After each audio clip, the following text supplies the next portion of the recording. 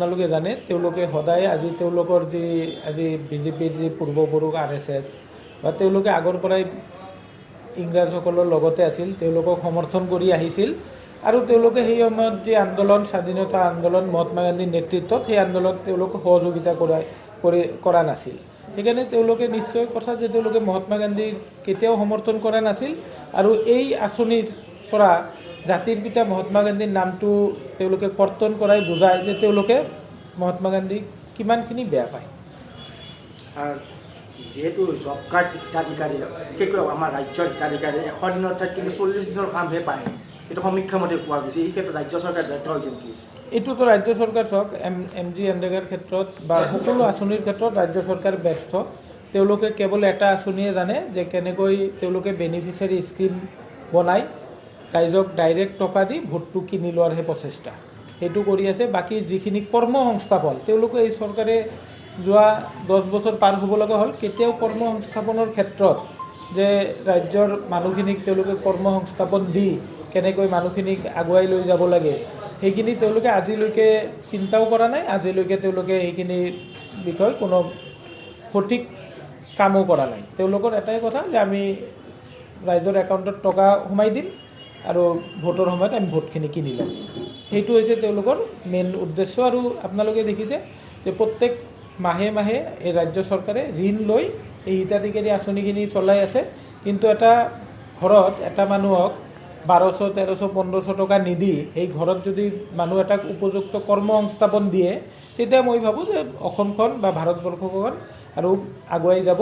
কিন্তু এনেকৈ যদি মানুহক লাহে লাহে হিতাধিকাৰী বনাই যদি চৰকাৰে যদি আগুৱাব খোজে যে আমি হিতাধিকাৰী বনাই এটা লিমিটেড টকা দি থাকিম, আমি ভোট লৈ থাকিম, তেনেহ'লে মই ভাবোঁ যে এইটো দেশৰ ভৱিষ্যতৰ কাৰণে বেয়া, ভৱিষ্যত প্ৰজন্মৰ কাৰণে বেয়া। কিন্তু অসমৰ তুলনাত অসমৰ চুবুৰীয়া ৰাষ্ট্ৰ মণিপুৰত কিন্তু 100 দিনৰ কাম পোৱাৰ উদাহৰণ আছে।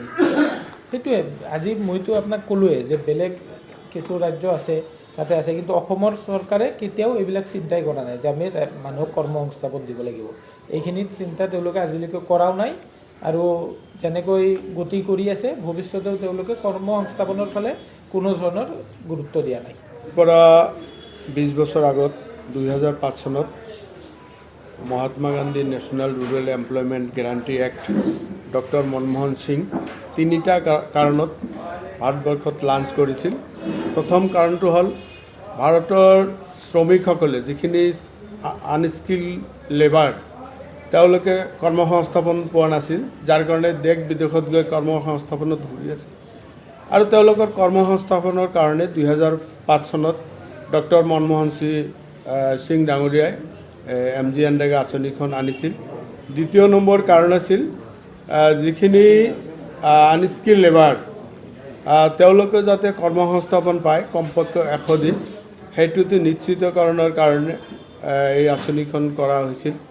তেওঁলোকে যাতে পৰিয়ালৰ প্ৰত্যেকজন 18 বছৰৰ ঊৰ্ধ্বৰ নাগৰিকে কাম পাব পাৰে 100 দিনৰ, তাৰ কাৰণে গেৰাণ্টি লৈ এইখন আঁচনি অনা হৈছিল। তৃতীয় নম্বৰ উদ্দেশ্যটো আছিল মহাত্মা গান্ধীৰ যিটো গ্ৰাম্য স্বৰাজ, গাঁৱত ভাৰতৰ উন্নয়নৰ আত্মা সোমাই আছে। গতিকে গাঁৱৰ উন্নয়ন নহ'লে, গাঁৱৰ মানুহখিনি যদি কৰ্মসংস্থাপন নহয়, তেতিয়াহ'লে ভাৰতবৰ্ষ এখন স্বাৱলম্বী বা উন্নয়নশীল দেশ হিচাপে গঢ়ি উঠিব নোৱাৰে। এই মহাত্মা গান্ধীৰ সপোনক বাস্তৱত ৰূপায়ণ কৰাৰ ক্ষেত্ৰত ডক্টৰ মনমোহন সিঙে এইখন আঁচনি কৰিছিল। কিন্তু দুৰ্ভাগ্যজনক বিষয়, আমাৰ ভাজপা চৰকাৰে উদ্দেশ্য প্ৰণোদিতভাৱে এটাই উদ্দেশ্য মহাত্মা গান্ধীৰ নামটো আঁতৰোৱা, তেওঁলোকে আঁতৰাই বেলেগ আনিছে।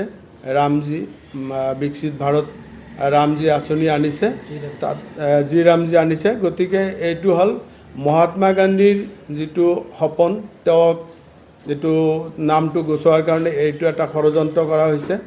গতিকে আমি ভাৰতীয় জাতীয় কংগ্ৰেছে নহয়, মহাত্মা গান্ধীৰ আদৰ্শত যিসকল ব্যক্তিসকলৰ অন্তৰত আজি